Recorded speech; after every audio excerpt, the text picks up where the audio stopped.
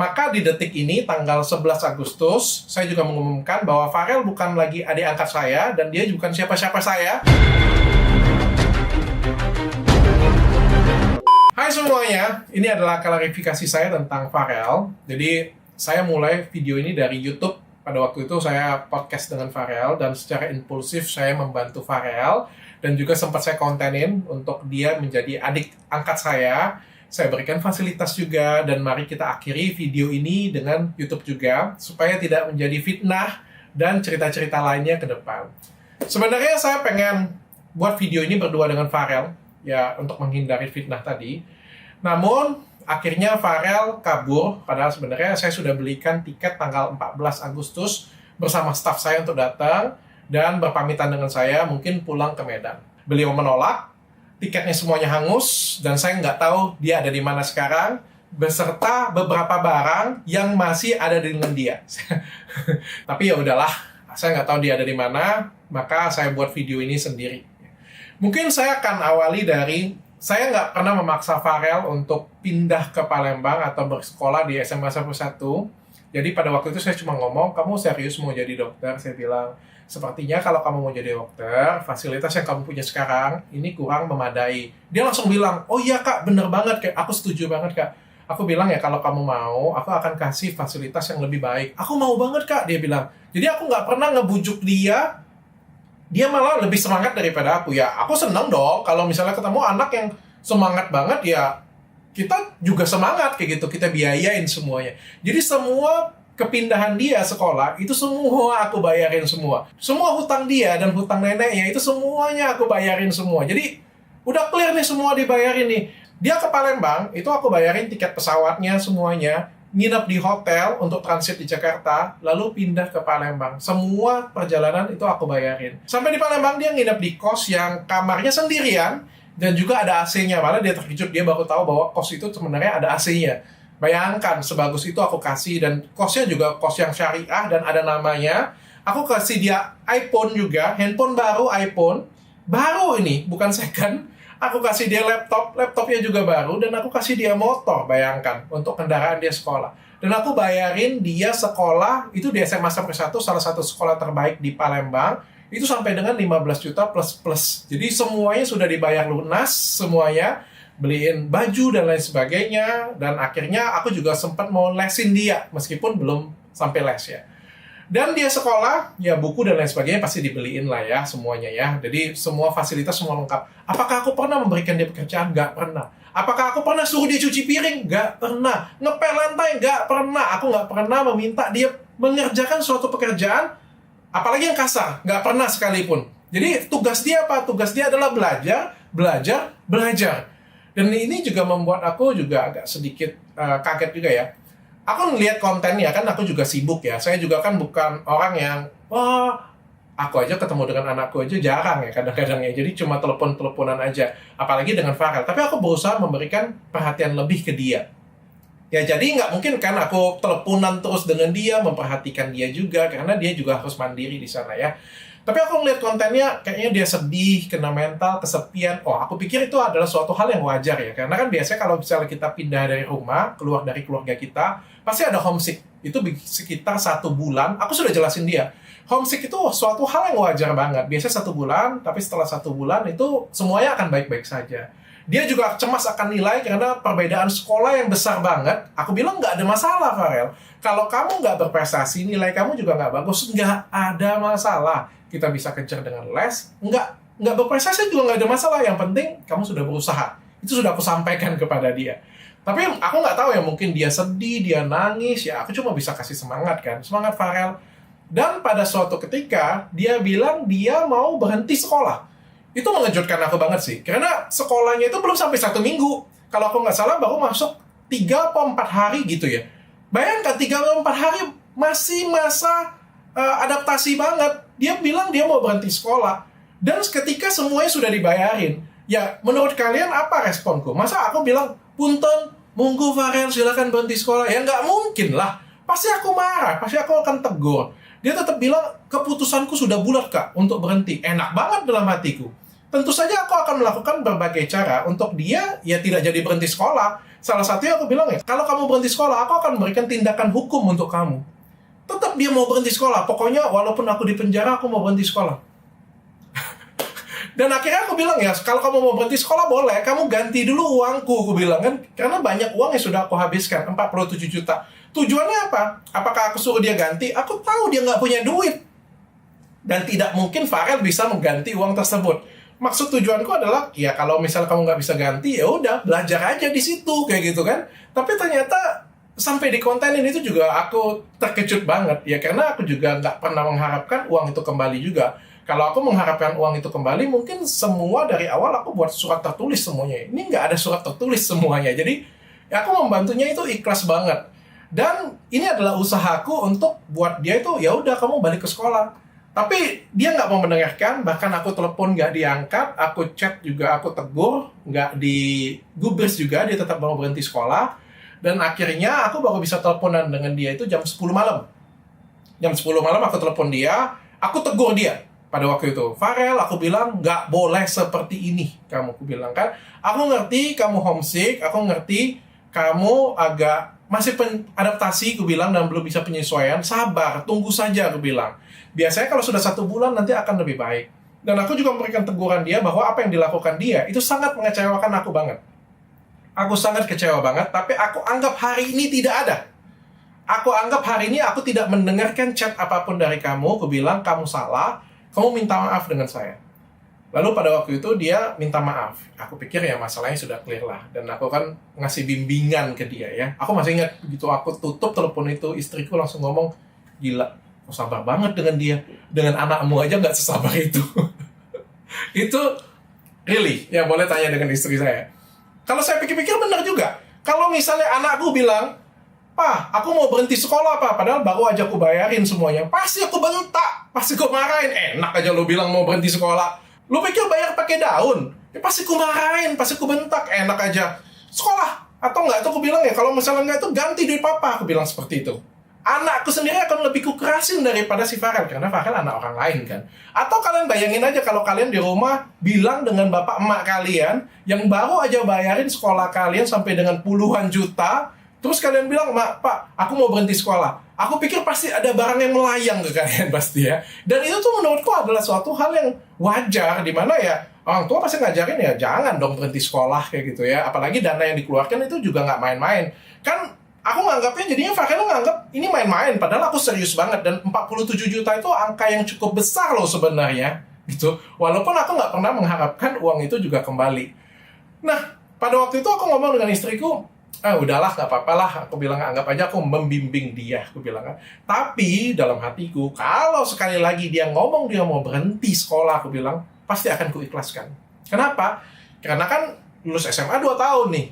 Lulus kedokteran 6 tahun, 7, 8 tahun. Masa 8 tahun aku harus menderita nahan-nahan dia? Padahal kan ini kan masa depan dia, bukan masa depanku kayak gitu punya kan. Repot amat lah hidupku. Aku aja lagi sibuk-sibuknya, aku aja banyak banget kerjaanku, masa mau ngurusin dia lagi kan kayak gitu kan. Jadi aku bilang kalau misalnya 1 kali lagi dia ngomong dia mau berhenti, ya udah aku ikhlasin. Ternyata itu ngomong jam 10 malam, ternyata jam 7 pagi, besoknya jam 7 pagi, dia langsung ngomong dia mau berhenti lagi dan bulat keputusannya. Lalu langsung ku jawab simple aja, ya sudah kalau kamu mau berhenti silakan pulang, aku bilang. Sisanya semua akan diatur oleh stafku. Dan sejak itu sampai sekarang aku tidak lagi membaca chat dia dan tidak membalas apapun ke dia karena aku sangat kecewa sekali. Dan sangat mengecewakan sekali ketika aku melihat di media sosial dia memberikan konten atau menjelek-jelekkan aku di konten dia ya. Apalagi salah satu tindakan tidak terpuji dia adalah merekam pembicaraan stafku yang berusaha menasehati dia di sini ya. Padahal stafku itu adalah suruhanku untuk membantu dia pindah balik ke Medan, dan pada waktu itu stafku tuh masih berusaha menasehatin dia untuk minta maaf dengan aku. Dan walaupun dia minta maaf ke aku juga ketika aku sudah terlanjur kecewa sih, dan aku juga tidak akan memberikan kesempatan lagi sih. Tapi dia juga sudah bulat banget keputusannya. Dan menurutku tindakan merekam itu adalah tindakan yang amat sangat tidak terpuji sekali ya menurutku ya. Jadi aku sudah hilang feel juga, dan menurutku ini attitude-nya sudah tidak baik ya. Tapi aku juga nggak mau marah, istriku juga selalu bilang, jangan sampai semua pahalamu, jangan sampai semua kebaikanmu itu musnah karena sebuah kemarahan. Ya, aku juga nggak mau marah lah, cuma uang 47 juta yang menurutku juga nggak ada artinya juga. Dan aku niatnya juga tulus, tapi mungkin belum menemukan orang yang tepat. Jadi ya udah, nggak jadi masalah lah, kayak gitu ya. Dok, apa pelajaran yang dokter ambil dari kisah Farel ini? Yang pertama, mungkin jangan terlalu banyak bantu orang kali ya. Aku terlalu kepoin bantuin orang, atau mungkin aku belum ketemu dengan orang yang tepat saja, masih ketemu dengan orang yang salah ya. Mudah-mudahan masalah ini aku juga nggak trauma dan tetap bisa bantuin banyak orang, karena sebenarnya memang niatku adalah mencari Dr. Richard yang lain. Seperti yang kalian ketahui kan, Dr. Richard ini adalah orang yang susah, orang yang miskin, orang yang cuma punya talenta dan akhirnya bisa jadi seperti sekarang, punya klinik kecantikan Athena, punya banyak perusahaan.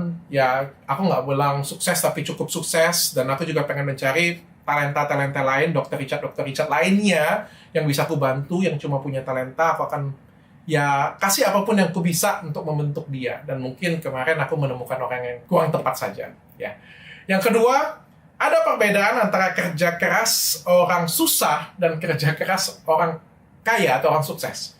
Orang susah merasa kerja keras. Ketika dia pulang sekolah, nyapu, ngepel, nguli, kerja sini, kerja sana, itu ngerasa dia adalah pekerja keras. Siap Kak, aku bisa mengerjakan segala sesuatunya. Dan ketika dia pindah ke lingkungan orang sukses, di mana dia harus sekolah, setelah selesai sekolah, les, belajar, dan itu berat banget bagi dia. Jadi perbedaan kerja keras orang susah dan orang sukses ini berbeda. Dan kalau dia ngomong kena mental, untuk kesehatan mental, aku juga pengen bertanya ya, kalau aku nggak salah, Farel ini dari kecil kan sudah ditinggalin oleh kedua orang tuanya ya. Apa sih yang lebih sulit daripada itu? Dan menurutku harusnya mental dia itu sudah sangat kebentuk banget. Masa cuma kerjanya belajar, sekolah, belajar lagi, itu aja nggak mampu dan kena mental. Aku nggak pas sih kalimat tersebut. Ya, tapi itu adalah hak dia lah ya. Aku nggak mau komentar terlalu banyak ya. Yang ketiga, ini semua tentang attitude menurutku ya. Kenapa sih aku melepas dia, aku tidak mau kayak bimbing dia lagi, rangkul dia lagi. Sebenarnya aku masih mau rangkul dia. Tapi karena akhirnya attitude yang kurang baik, akhirnya aku memutuskan, udah ini menurutku tidak baik lagi. Bahkan beberapa orang terdekatku bilang ya, kamu beruntung, kamu dikasih tahu kelakuan seperti ini ketika di awal. Bayangkan ketika dia sudah jadi besar nanti, atau bisa jadi dokter, atau jadi direktur, atau something, tiba-tiba kita baru melihat sifat yang sebenarnya dari dia ya.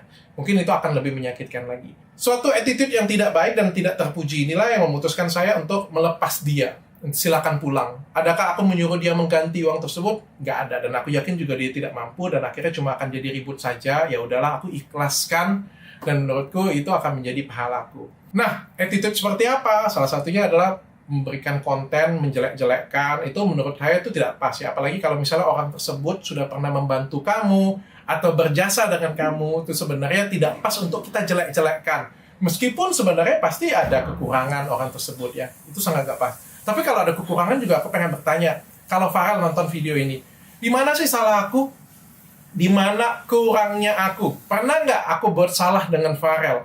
Rasanya itu aku nggak pernah loh nyuruh Farel yang aneh-aneh, macam-macam. Paling nggak tuh belum pernah nyuruh apa-apa. Dan semua aku kasih yang terbaik untuk dia. Jadi aku bingung juga. Salah dan kurangku tuh ada di mana? Orang itu paling nggak tuh ada rasa nggak keenakannya lah, paling nggak seperti itu ya. Ini nggak ada rasa nggak keenakan sama sekali. Kayak, ya udah kayak biasa aja gitu. Aku nggak paham. Dan juga attitude untuk merekam pembicaraan orang tua di situ ya, itu menurutku sangat tidak pas dan tidak pantas sih menurutku. Dan ini menjadi cerminan ya. Siapa yang akan percaya dengan Farel lagi? Kalau misalnya kamu bekerja, perusahaan mana yang akan percaya dengan Farel? Kalau seperti itu. Kenapa? Karena apa? Karena tidak menutup kemungkinan ketika Farel bekerja, dipuji, dikasih gaji cukup, setelah keluar dari tempat pekerjaannya, bisa menjelek-jelekan tempat kerja yang lama. Ini kan membuat orang tuh jadi nggak percaya lagi dengan Farel. Makanya di sini saya bilang, kita bisa melihat orang yang sebenarnya. Dan saya juga ketika melihat konten, dia menangis dan bilang, saya minta kembalikan uang itu ya. Saya jadi terbayang, jangan-jangan cerita dia dan orang tuanya juga dibuat playing victim seperti ini.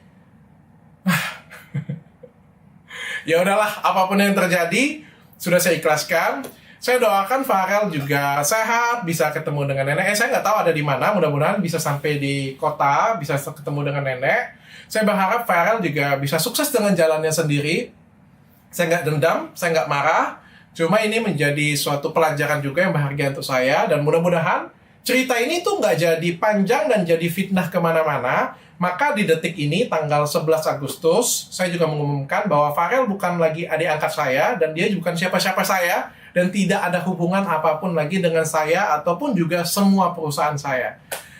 Dan di momen ini juga saya akan minta maaf pada sekolah SMA Sampai 1 yang sudah saya repotkan, terutama kepada bapak kepala sekolahnya. Itu saya sampai telepon sendiri semuanya, bantuin saya untuk terima adik saya ini, dan dia sangat welcome banget bantuin saya. Dan ternyata saya menemukan orang yang salah, Pak, saya minta maaf sampai direpotin berapa hari doang sekolahnya terus kabur.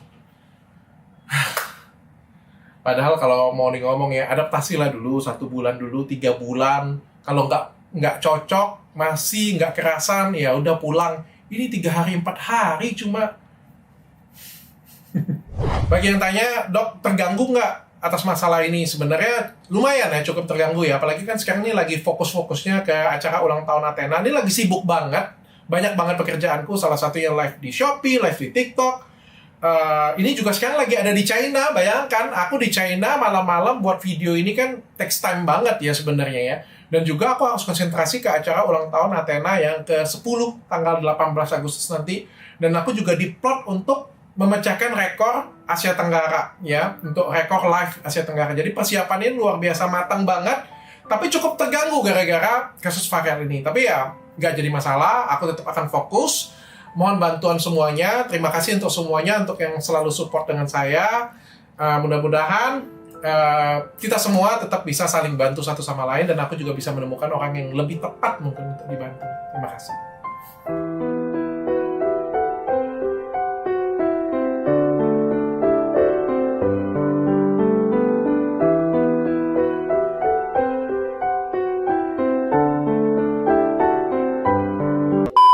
Halo guys, jadi aku mau spill kosan baru aku di Palembang. Ini dari Dr. Richard semuanya. Ini fasilitas juga dari Dr. Richard. Ada apa aja, Rel? Oke, mari kita spill. Jadi luarnya itu begini. Jadi aku tuh di atas ya. Nah, jadi gini.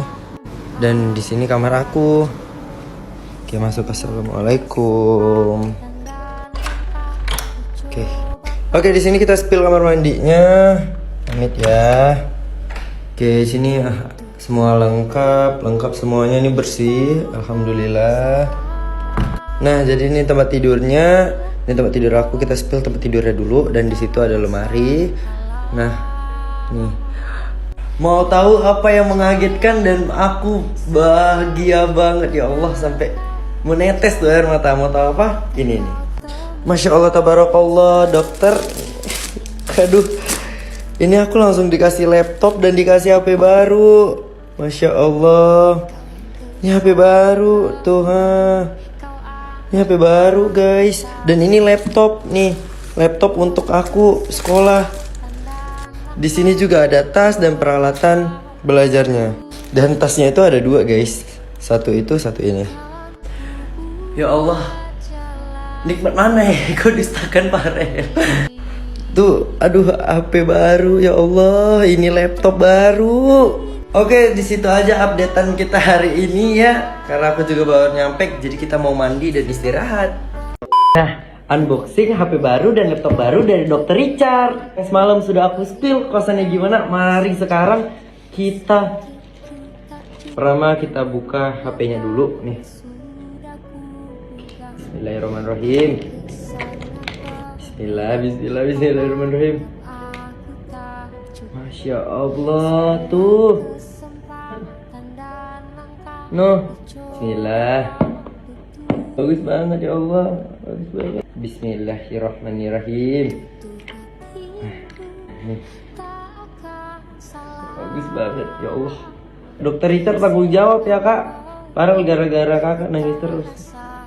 Nangisnya nangis bahagia ya kan. Selanjutnya yaitu apa? Kita ini dulu ya.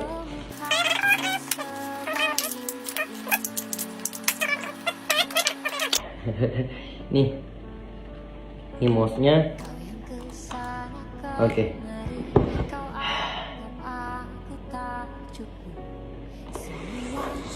Oke, kita buka. Bismillahirrahmanirrahim.